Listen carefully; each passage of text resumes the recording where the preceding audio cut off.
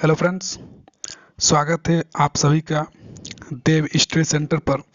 आज हम लोग इस वीडियो पर आपका हिंदी पेडागोजी के क्वेश्चन को डिस्कस करेंगे, जो आपका पिछले साल आपका पूछा हुआ क्वेश्चन है और काफ़ी इम्पोर्टेंट क्वेश्चन है, क्योंकि पिछले साल का क्वेश्चन ही कई बार एग्जाम में आपका डायरेक्ट जो है सीटेट एग्जाम में आ जाता है। तो अगर आप इस चैनल पर नए हैं तो देव स्टडी सेंटर को सब्सक्राइब करना ना भूलें और लाइक जरूर करिए। तो बिना किसी देर के साथ आज के इस क्लास को शुरू करते हैं हम लोग हिंदी पेडागोजी के। तो यहाँ पर आप देख सकते हैं क्वेश्चन जो आपके स्क्रीन पर दिख रहा होगा। 106, प्राथमिक स्तर पर हिंदी भाषा सिखाने के लिए सबसे अधिक जरूरी क्या है। प्राइमरी सेक्शन, प्राइमरी मतलब आपका 5 लेवल तक जो आपका प्राइमरी एजुकेशन में हिंदी भाषा, हिंदी लैंग्वेज को सिखाने के लिए क्या सबसे ज़रूरी है। तो देखिए, इसका जो आपका करेक्ट आंसर है वो आपका 3 नंबर है। कक्षा में प्रिंट समृद्धि परिवेश होना, मतलब कक्षा में प्रिंट समृद्धि मतलब किताब, अच्छे अच्छे किताब होने चाहिए।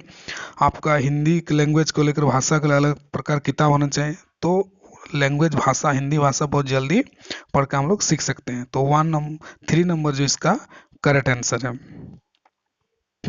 उसके बाद नेक्स्ट क्वेश्चन देखते हैं हम लोग। 107 नंबर आपके स्क्रीन पर है।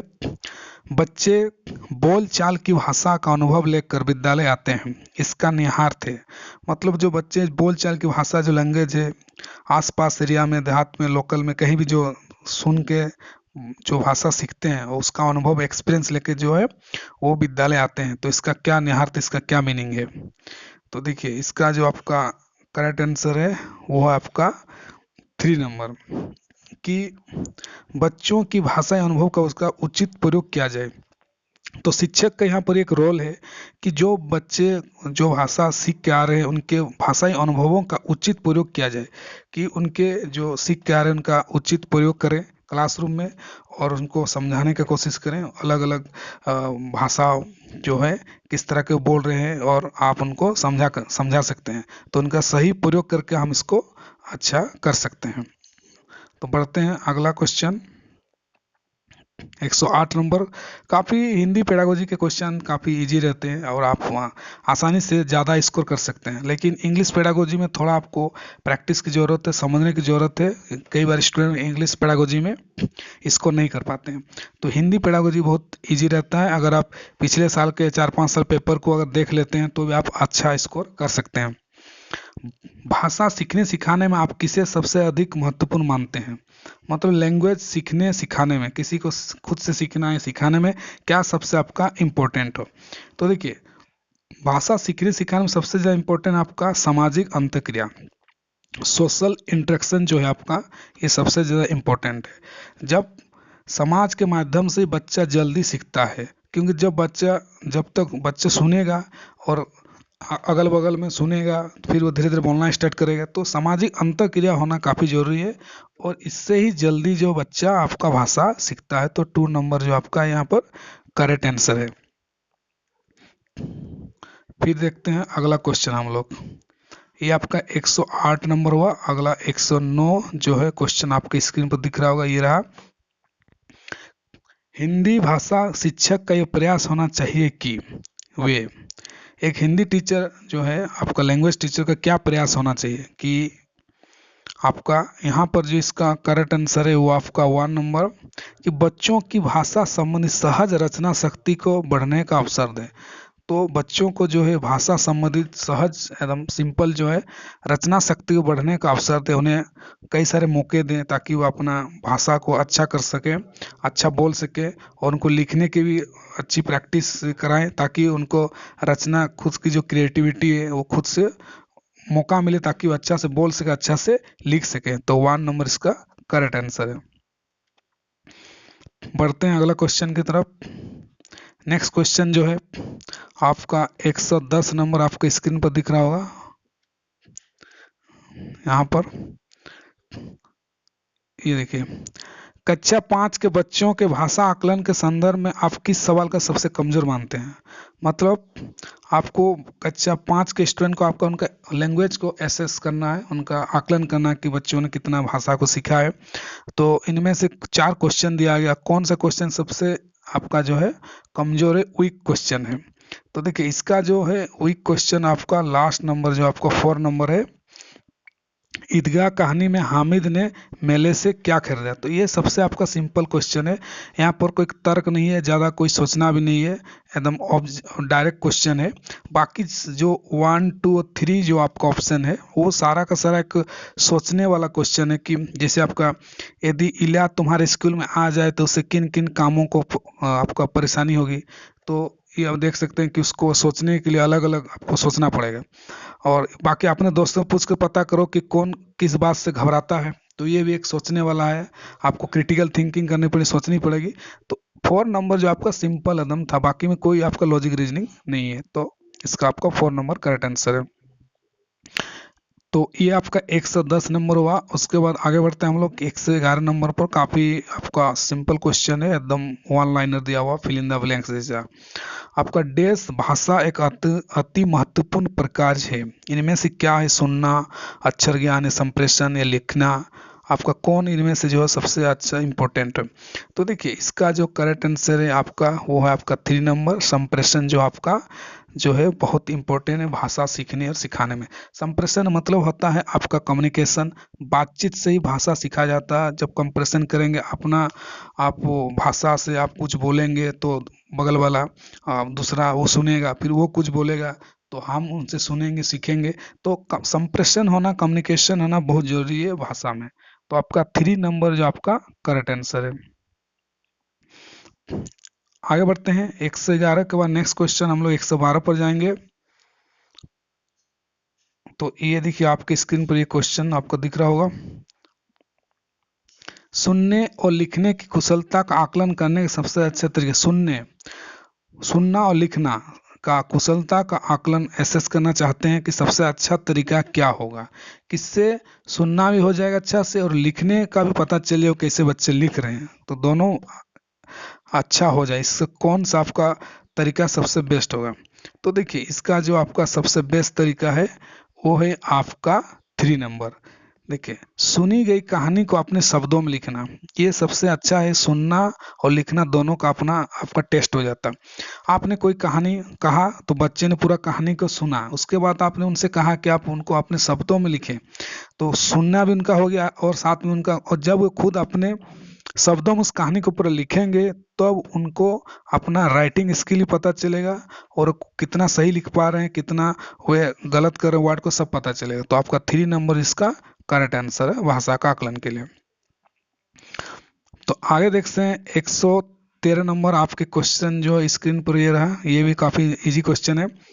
सार्थक जो एक लड़का है, पढ़ते समय कभी कभी वाक्यों शब्दों की पुनरावृत्ति करता, पुनरावृत्ति रिपीटेशन करता, उसको फिर से वो पढ़ता है, ये भाषाई व्यवहार दर्शाता है। ये जो उनका लैंग्वेज बिहेवियर है ये क्या बताता है? तो इसका देखिए इसका सही जो आपका यह पढ़ने में अधिक समय लेता है, ये आपका करेक्ट ऑप्शन नहीं है। वो अटक अटक अटक कर पढ़ सकता है, ये भी आपका करेक्ट ऑप्शन नहीं है।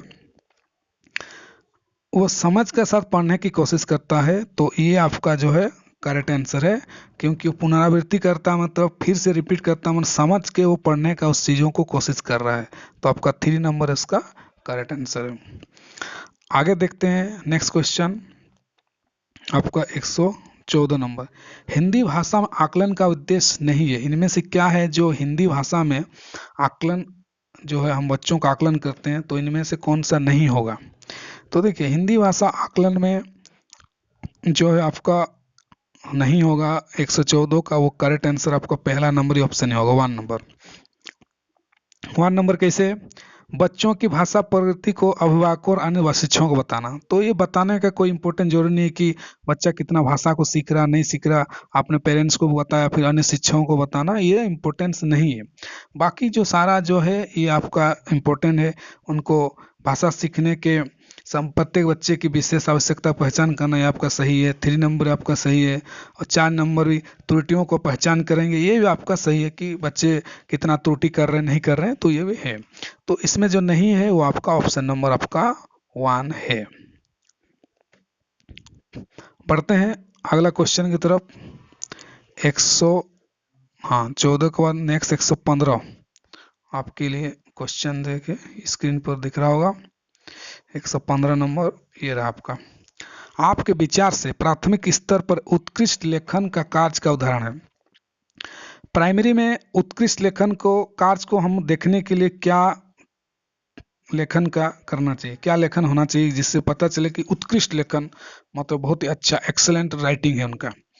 तो देखिए इसका जो 115 का करेक्ट आंसर है वो है आपका 4 नंबर, वो है आपका 4 नंबर। किसी आंखों देखी घटना का लिखित वर्णन करना, कि आपने किसी आंखों देखी घटना को देखा, कहीं पर कुछ हुआ और उसको खुद से आपका डिस्क्राइब करना, बताना, यही आपका उत्कृष्ट लेखन का है।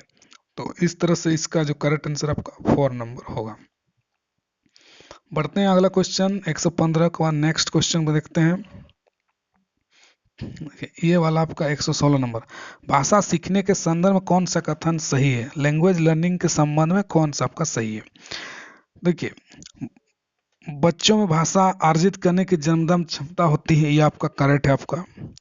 बच्चों भाषा की जन्मजात क्षमता नहीं होती, ये आपका गलत ऑप्शन है।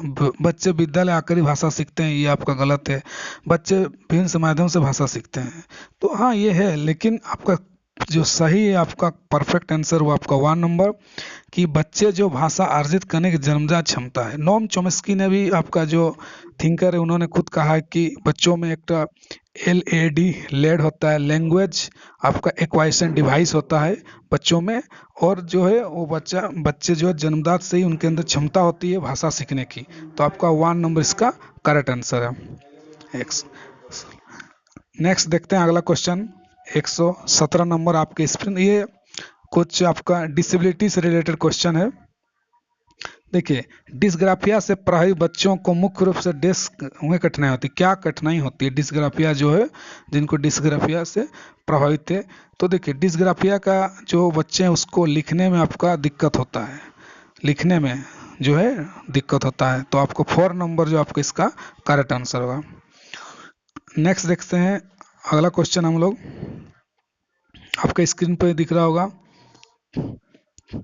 ये देखिए प्राथमिक स्तर की हिंदी भाषा की पाठ्य पुस्तक में आप किसे सर्वाधिक महत्वपूर्ण मानते हैं? मतलब जो प्राइमरी स्कूल की किताबें हैं, बुक्स है, टेक्स्ट बुक, उनमें क्या महत्वपूर्ण आपका होना चाहिए आपका? तो देखिए 118 का जो आपका यहाँ पर बहुत सारा ऑप्शन है, लेकिन यहाँ पर जो सबसे मोस्ट जो करेक्ट आंसर है वो आपका 4 नंबर है। हिंदी भाषा को विविध रूप देने वाला रचनाएं, मतलब हिंदी भाषा को अलग रूप देने वाले रचनाएं होनी चाहिए, किताबें होनी चाहिए। तो ये आपका 4 नंबर जो आपका करेक्ट आंसर होगा आपका इसका। आगे से 119 नंबर, ये देखिए बहुभाषिक कक्षा में बच्चों की भाषाएं। बहुभाषिक कक्षा में मतलब मल्टी लिंग्विस्टिक कक्षा में बच्चों की भाषाएं क्या होती है? तो बच्चे अलग अलग भाषा जानते हैं, कोई बांग्ला जानता है, कोई उड़िया जानता है, कोई हिंदी जानता है, कोई संथाली जानता है, अलग अलग भाषा जानते हैं। अलग अलग भाषा वो घर से, माहौल से, मातृभाषा सीख के आते हैं, स्कूल में पहुंचते हैं। तो उसका इसका जो आपका करेक्ट आंसर होगा ये है आपका 1 नंबर। वे संसाधन को में काज कर सकते हैं, एज रिसोर्स इसको टीचर को यूज करना चाहिए और उन्हें समझाना चाहिए। बाकी सारा जो ऑप्शन है आपका सही नहीं है, बेहद जटिल होते हैं या नहीं होना चाहिए। बाधित करते हैं, ये भी आपका नहीं होगा। भाषा फिर का बाधित करते हैं, बाधित तो नहीं करेंगे यहाँ पर, तो उसको एज हमें रिसोर्स के रूप में यूज करना चाहिए। तो आपका 1 नंबर इसका करेक्ट आंसर है। आगे बढ़ते हैं नेक्स्ट क्वेश्चन 120 नंबर, जो आज का लास्ट क्वेश्चन आपका। भाषा सीखने और भाषा अर्जित करने में अंतर का मुख्य आधार क्या है? तो देखिए भाषा सीखने लर्निंग, और उसके बाद दूसरा हो गया आपका अर्जित करना एक्वाजिशन, आपका। तो भाषा सीखने और लर्निंग में अंतर यही है कि आपका यहाँ पर जो करेक्ट आंसर है वो आपका 3 नंबर यहाँ पर है, कि भाषा का उपलब्ध आपका परिवेश, जिस तरह का आपका परिवेश मिलेगा उसी तरह का भाषा सीखेंगे। और मातृभाषा जो होता है वो सीखा नहीं जाता, वो आपका अर्जन किया जाता है, एक्वायर किया जाता है। और जो भाषा आप ग्रामर से या आप किताबें पढ़ कर सीखते हैं उसको भाषा सीखना कहते हैं। और जो आप अपने आप सीखते जाते हैं बिना पढ़े घर से, तो वो आपका भाषा अर्जन होता है, लैंग्वेज एक्वाजिशन होता है। तो इस तरह से आपको अच्छा परिवेश, जो परिवेश मिलेगा आप वो भाषा सीख जाएंगे। आप अगर किसी दूसरे एरिया में जाएंगे और आप अगर मान लो कोई आपका दोस्त, आप मान लीजिए हिंदी बोलते हैं और आपका दोस्त मान लीजिए वो बांग्ला बोलता है, तो अगर आप डेली उससे बात करेंगे तो आप बांग्ला भी सीख जाएंगे। तो आपको ये परिवेश मिला, आपको वो परिवेश मिले तो आप सीख गए। अगर आप अब दूसरा कोई भी लैंग्वेज है, नागपुरी भाषा भी अगर आपका आसपास में इन्वायरमेंट आपको मिल रहा है तो आप नागरिक लैंग्वेज, नागपुरी या भोजपुरी लैंग्वेज को भी आप सीख जाएंगे। तो परिवेश के आधार पर आप भाषा आप सीखते जाएंगे। 3 नंबर इसका जो आपका करेक्ट आंसर है। तो इस तरह से हम लोगों ने आपका जितने भी हिंदी पेडागोजी के क्वेश्चन को डिस्कस कर लिया है और ये काफ़ी इम्पोर्टेंट क्वेश्चन है, आपका एग्जाम में पूछते हैं। तो साथ ही में आप मेरा टेलीग्राम चैनल देव स्टडी सेंटर पर जुड़ सकते हैं। वहाँ पर मैंने ऑलरेडी कई सारे हिंदी पेडागोजी के नोट्स, साइंस के नोट्स, आपका ईवीएस के नोट्स शेयर किया हुआ है, वहाँ से आप प्रिंट निकाल के पढ़ सकते हैं। और साथ ही इसी तरह के वीडियो के लिए आप देव स्टडी सेंटर को सब्सक्राइब करना ना भूलें और लाइक जरूर कीजिए। साथ ही में आप कमेंट करके बताइए कि आपको कौन सा टॉपिक में लेक्चर चाहिए ताकि मैं उसको बनाऊं। तो मिलते हैं किसी और वीडियो के साथ। Thank you so much.